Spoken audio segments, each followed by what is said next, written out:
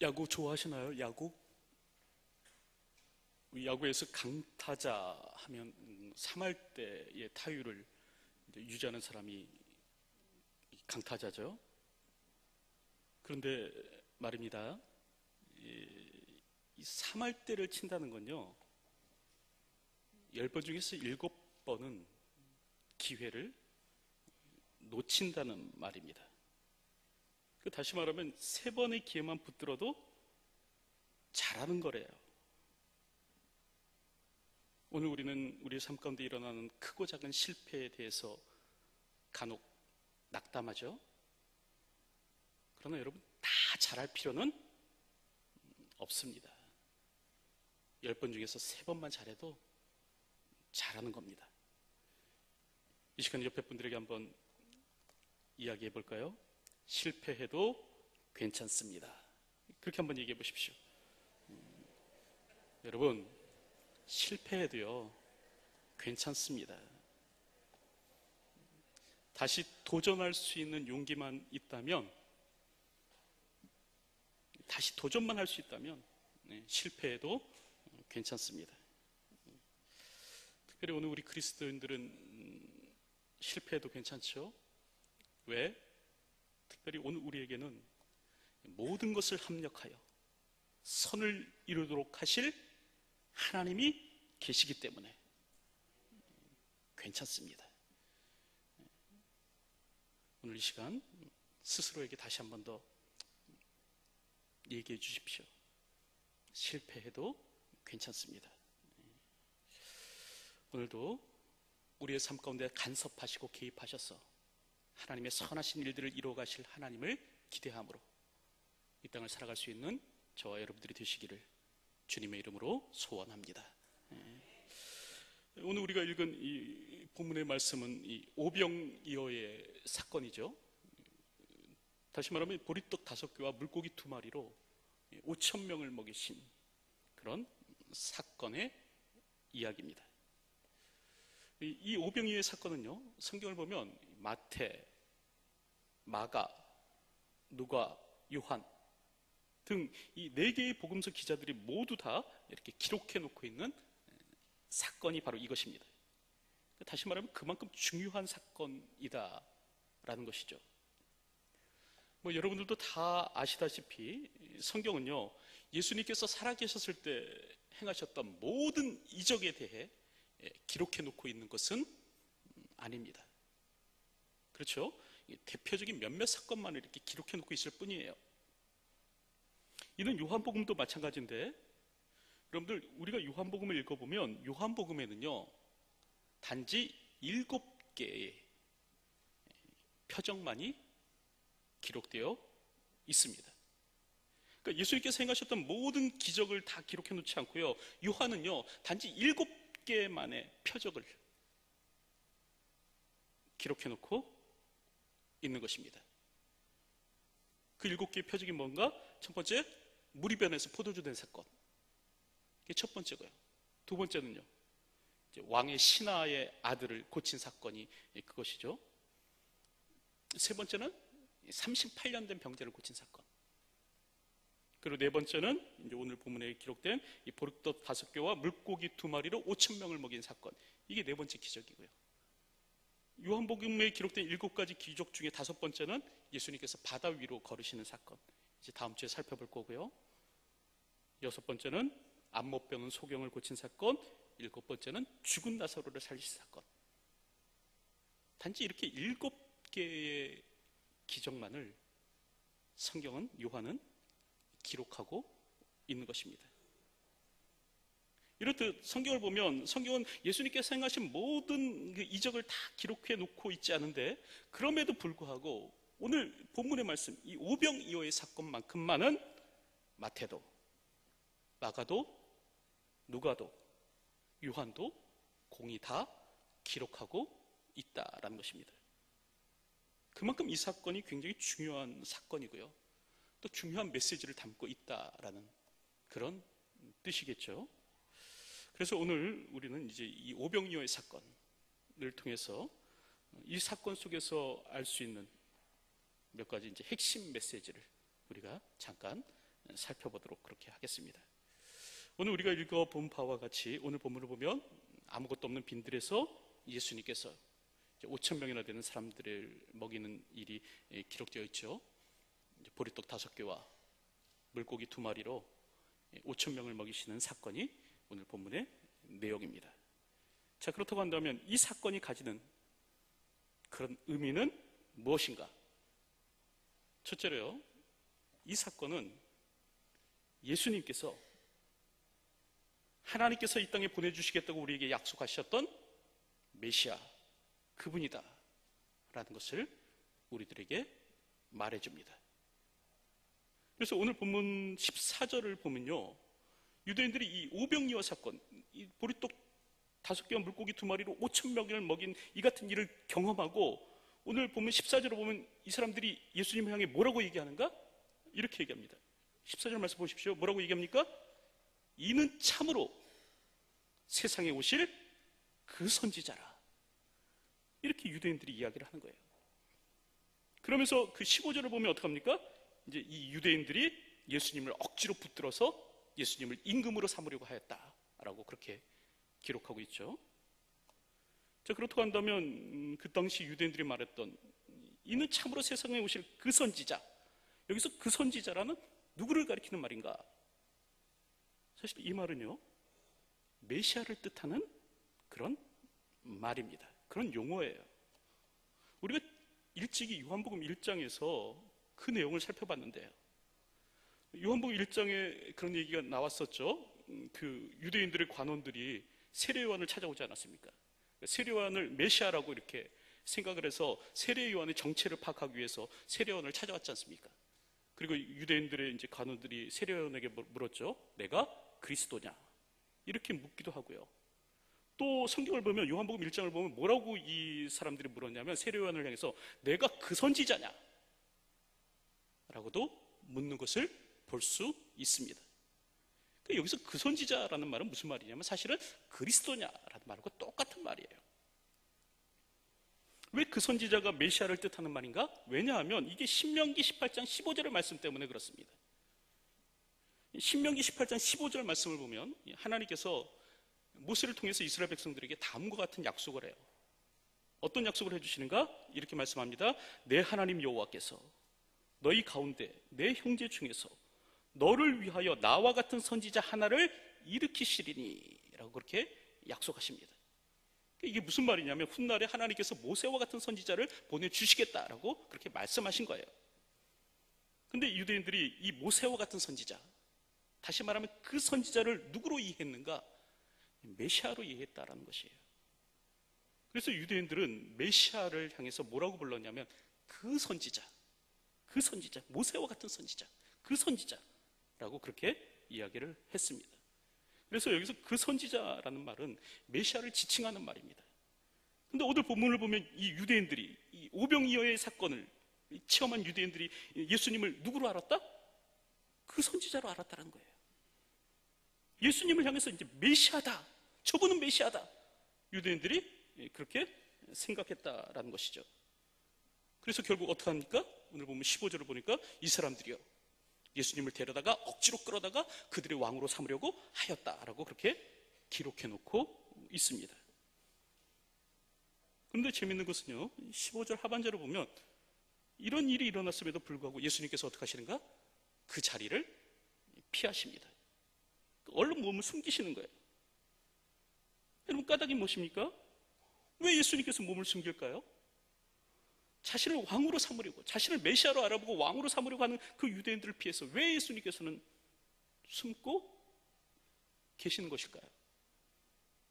이 까닭은 다른 데 있는 것이 아닙니다. 왜 그런가? 이 당시 유대인들이 메시아를 어떻게 생각했냐 하면 자신을 희생해서 인류를 구원하는 고난받는 종으로서의 메시아, 이게 이제 이사야 53장에 기록되어 있는 그런 메시아의 모습입니다. 이사야서 53장을 보면 메시아를 어떤 분으로 얘기하냐면 고난받는 종으로서의 메시아라고 이렇게 이야기를 해요. 이런 메시아로 유대인들이 이해한 것이 아니라 정치적 메시아예요, 군사적 메시아예요, 다시 말하면 전쟁과 정복을 통해서 로마를 쳐부시고 이스라엘을 정치적 군사적으로 독립시켜 일구어낼 그런 메시아로 유대인들이 착각했기 때문에 그렇습니다. 그러니까 예수님께서는 이런 군중들의 메시아관을 받아들이지 않으신 거예요.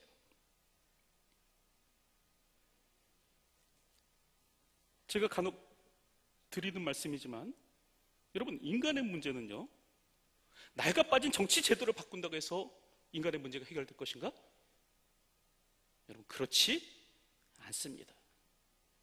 이 폭력이나 혁명을 일으켜서 구태의연한 정치 제도 바꾸면 세상의 문제가 사라질 것이냐? 여러분, 그렇지 않아요. 그 유명한 말 있지 않습니까? 그놈이 그놈이다. 여러분, 이게 무슨 말이냐면 인간의 본성이 바뀌지 않는 한, 오늘 인간 가운데 있는 이 죄성이 사라지지 않는 한 그 누가 나라를 이끌어가도 정치를 해도 결국 세상은 변하지 않는다는 것이에요. 이 인간 내면에 있는 이 죄악된 본질이 뒤바뀌지 않는 한 아무리 정치 제도를 바꾸고 사회를 변화시킨다고 해도 세상은 여전히 그대로일 것이다 라는 것입니다. 여러분, 먼저 사람이 바뀌어야 돼요. 먼저 인간이 변화되어야 합니다. 그래서요, 예수님께서 무엇을 하셨는가? 먼저 인간의 변화를 위해서 예수님께서 어떻게 하셨는가? 친히 십자가를 지신 겁니다.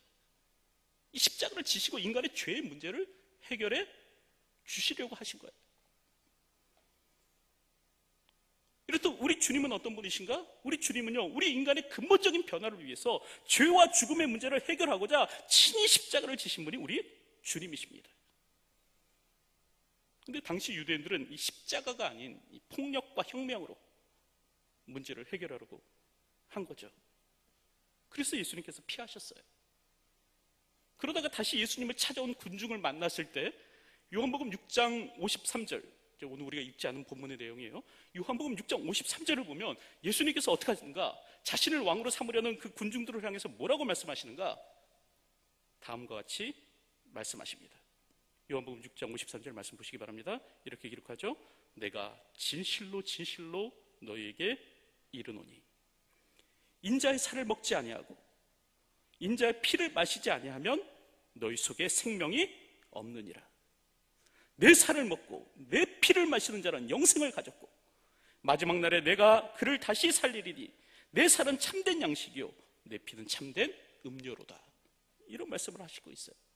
이게 무슨 말씀이냐면 인간 구원의 참된 방법은 폭력과 전쟁에 있는 것이 아니다란 말이에요. 인간 구원의 참된 방법은 무엇인가? 인자가 마침내 고난을 당하고 십자가의 죽음으로 말미암아 결국 죄의 문제를 해결하고 그 죄의 문제가 해결되어야 인간의 문제도 해결될 수 있다라는 것입니다. 그것을 예수님께서 말씀하시는 거예요. 내 살과 피를 먹지 아니하며 라고 예수님께서 말씀하고 계시는 것입니다. 여러분, 오늘 우리에게 있어서 가장 시급한 문제는 죄의 문제예요. 정치의 문제도 아니고요, 경제의 문제도 아닙니다. 오늘 우리가 죄의 문제를 해결하지 못하면 오늘 우리는 여전히 그대로의 모습으로 살아갈 수밖에 없습니다. 이 죄의 문제를 해결하고자 예수님께서 이 땅에 오셨는데 이 이야기를 예수님께서 하자 당시 이야기를 들은 유대인 군중들이 어떻게 했는가? 어떻게 했습니까? 이 십자가에 관한 이야기를 듣고요, 이 십자가의 희생에 관한 얘기를 듣고 이들이 이렇게 말합니다. 이 말씀이 어렵도다. 누가 들을 수 있느냐? 이렇게 얘기하고요, 성경이 오늘 요한복음 6장 66절을 보면 이렇게 기록합니다.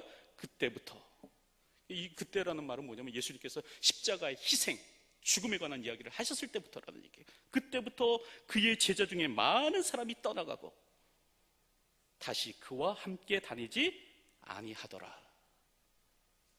이렇게 기록하고 있는 겁니다. 예수님께서 고난과 십자가를 이야기하자 사람들이 다 떠나가 버렸다라고 그렇게 이야기를 하는 것입니다. 이렇듯 십자가 없는 영광만을 소망하는 것이 누구인가? 인간들이에요. 십자가 없는 영광, 이것만을 바라는 것이 오늘 우리들이라는 거예요.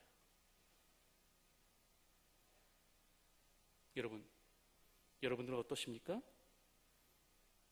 여러분들은 무엇 때문에 예수를 쫓고 계십니까? 예수님께 무엇을 기대하시기에 오늘도 이 자리에 나오셨습니까? 오늘 본문 26절을 보면요, 그 당시 군중들은 왜 예수님을 쫓았냐? 이렇게 기록하고 있어요. 떡을 먹고 배부른 까닭이라. 왜 수많은 무리들이 예수님을 쫓았나? 떡을 먹고 배부른 까닭이라.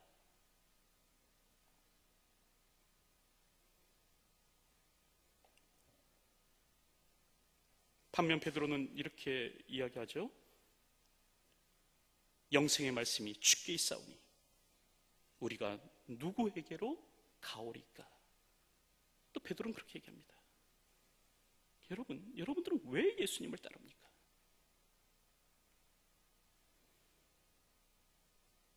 비록 예수님께서 나의 세속적 욕망을 채워주지 아니하실지라도 그분 안에 영생의 말씀이 계시니까, 그분이 참 하나님이시니까, 그분이 오늘 우리에게 보내주시겠다고 하셨던 그 약속의 메시아, 우리 인류의 구원자이시니까 그분을 쫓고 따를 수 있는 저와 여러분들이 되었으면 좋겠습니다.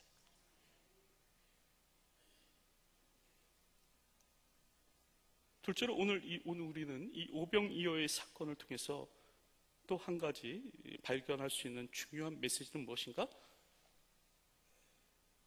결코 작다고 위축될 필요가 없다. 기꺼운 마음으로 자신을 하나님께 드려라 라는 것을 우리가 기억해 볼 필요가 있습니다. 오늘 우리가 신앙생활을 하면서 잊지 말아야 될 것은 무엇이냐면, 하나님은요 반드시 강한 자가 아니라 오히려 세상의 약한 자를 통해서 일하기를 즐거워하시는 분이시다 라는 사실을 기억할 필요가 있습니다. 오늘 우리는 착각해서는 안 돼요. 하나님이 강한 자와 함께 일하신다라고 생각해서는 안 된다는 것이에요. 비록 나의 모습이 자꾸 초라할지라도 내 삶이 하나님 앞에 드려진다고 한다면 주님은 나를 사용하십니다. 특별히 고린도전서 1장 27절을 보면요, 성경은 이렇게 얘기해요. 우리 하나님이 어떤 분이신가? 세상의 미련한 것을 택하사 세상의 지혜 있는 것들을 부끄럽게 하시고, 세상의 약한 것들을 택하사 세상의 강한 것들을 부끄럽게 하시는 분, 이분이 우리 하나님이시라고 얘기합니다. 이 세상의 천한 것과 멸시받는 것과 없는 것들을 택하사 있는 것들을 폐하시는 분이 오늘 우리 하나님이시라는 거예요. 세상에 작고 연약한 자들과 함께 일하심으로 말미암아 소위 세상에 크다고 하는 사람들, 이 사람들을 부끄럽게 하시는 분이 우리 하나님이시라는 겁니다.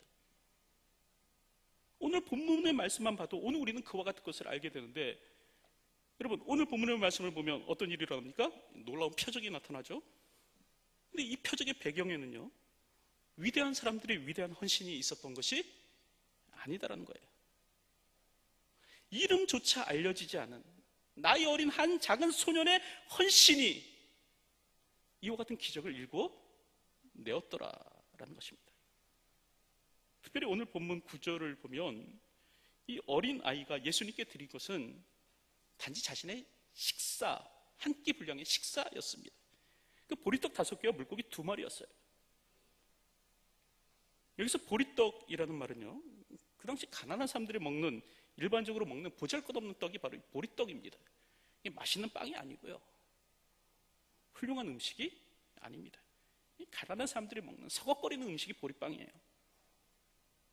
그리고 여기서 물고기란 시장에조차 내다 팔기 힘든 작고 보잘것없는 물고기를 의미한다고 합니다. 헬라어가 그걸로 쓰여 있다는 거예요. 이렇듯 지금 예수님의 손에 들려있는 것은 뭐냐면 초라한 것이요, 보잘것없는 것이요, 어린아이의 음식이요, 그게 지금 예수님의 손에 들려 있었다는 거예요. 그런데 그것이 우리 주님의 손에 들렸을 때 어떤 일이 일어났는가? 여러분, 어떤 일이 일어났습니까? 5,000명이 먹고 남는 사건이 일어나게 된 거예요. 작은 헌신이 이와 같은 기적을 일구어 내더라라는 것입니다. 그러므로 여러분, 말씀하실 때 나는 작다, 나는 못한다 말씀하지 마시기 바랍니다. 여러분, 중요한 것은 나의 크기가 아니에요. 중요한 건 무엇인가? 하나님의 크기입니다. 우리 하나님이 어떤 분이냐 하는 거예요.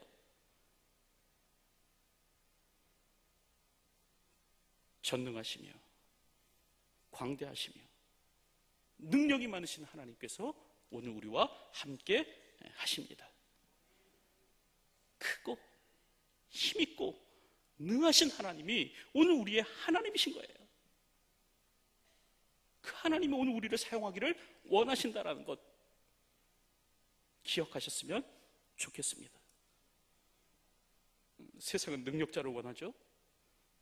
영웅들만을 우대합니다. 하지만 하나님은 달라요.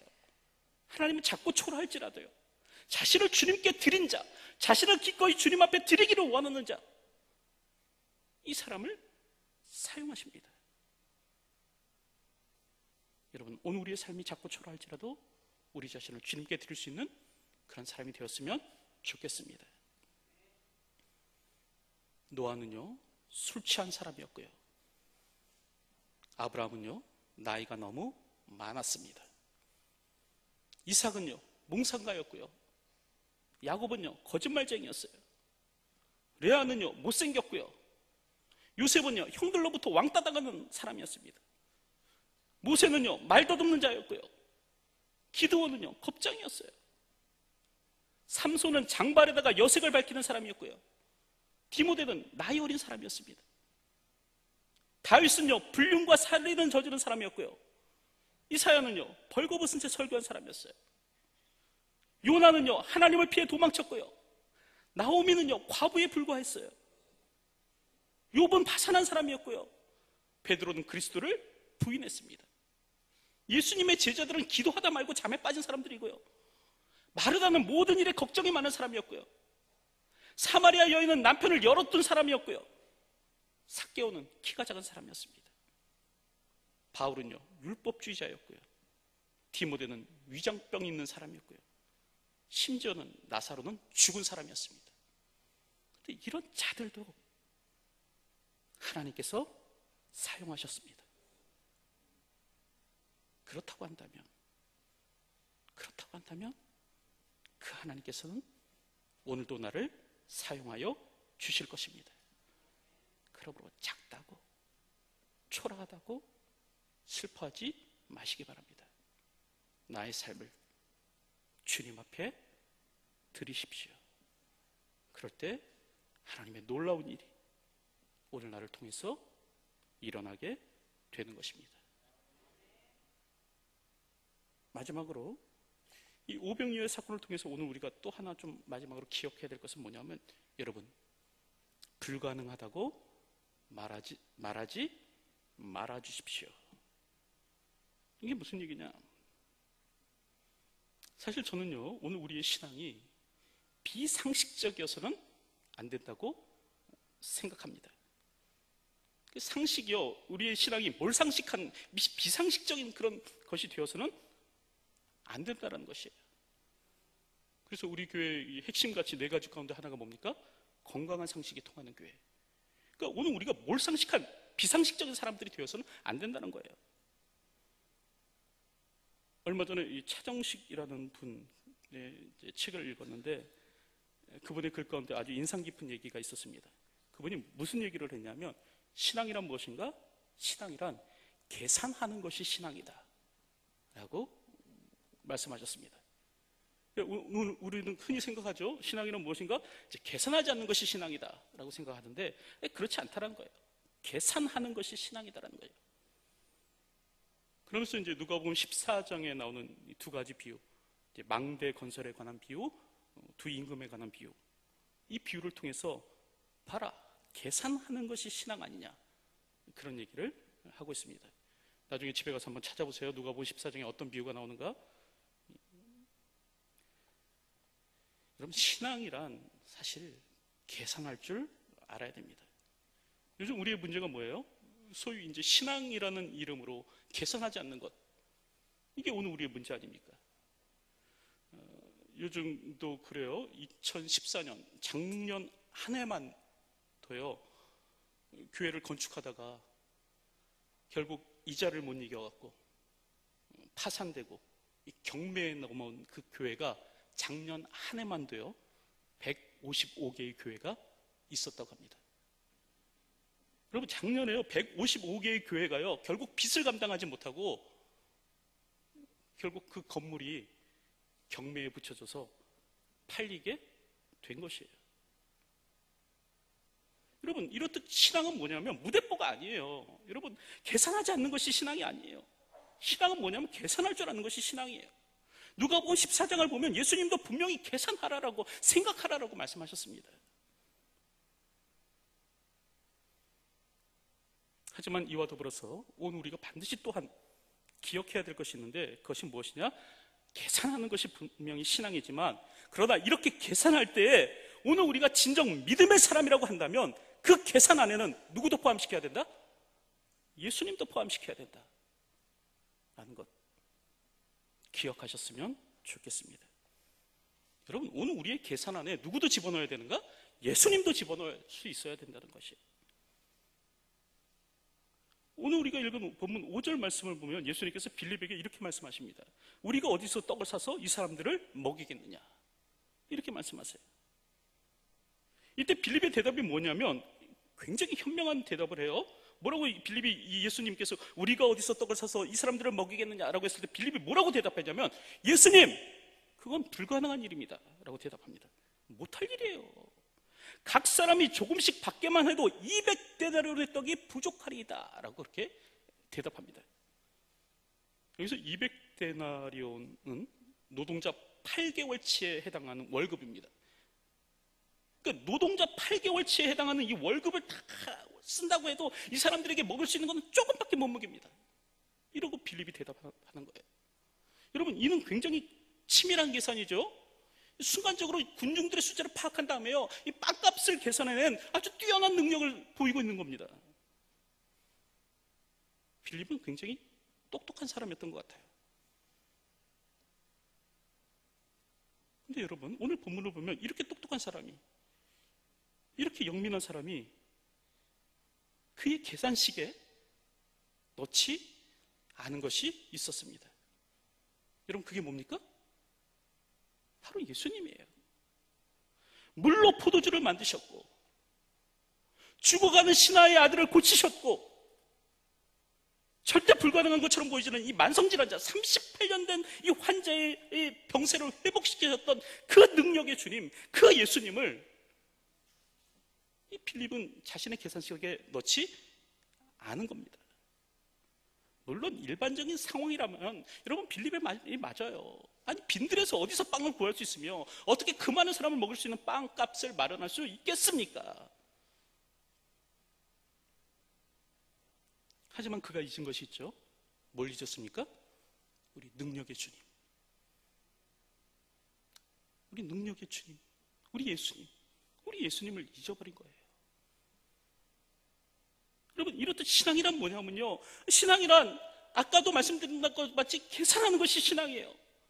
그러나 그렇게 계산할 때 무엇도 따져볼 수 있어야 되냐면 예수님이요, 예수님. 예수님도 우리의 계산식에 포함시켜 놓을 수 있는 것이 바로 신앙입니다.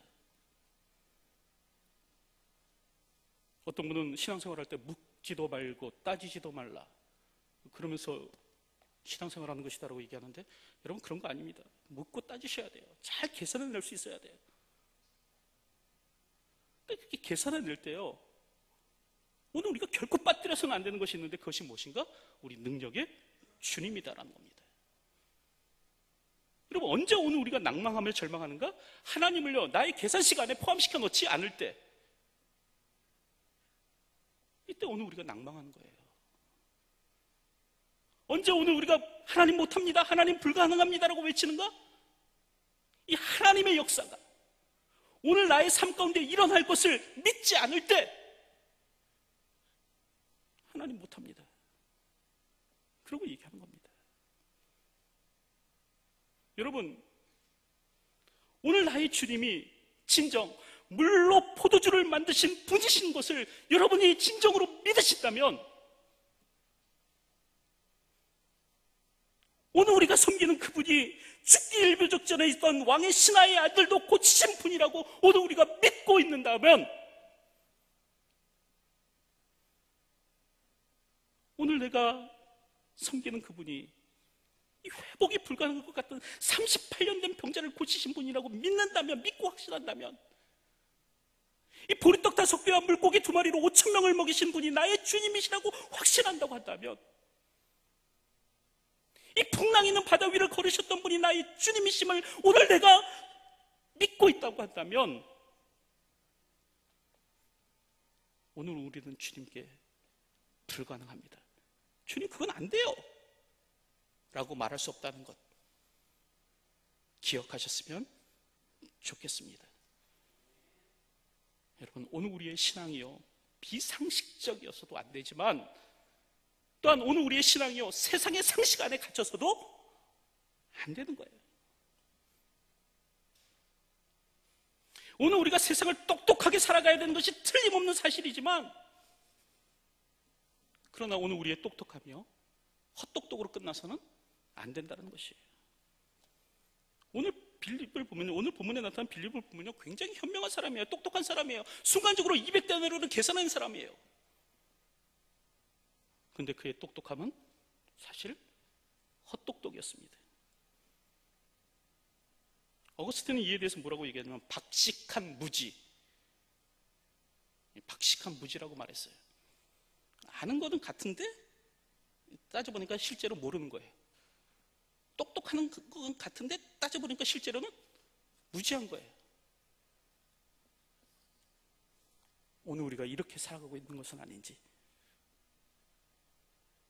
생각해 봤으면 좋겠습니다.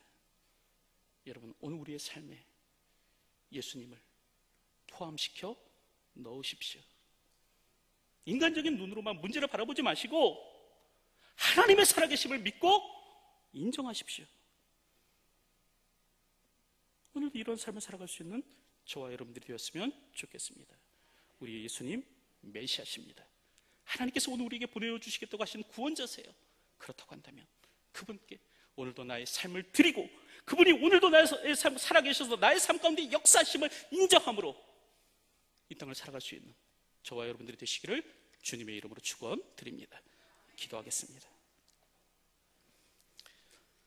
하나님, 오늘도 우리에게 믿음을 허락하여 주시고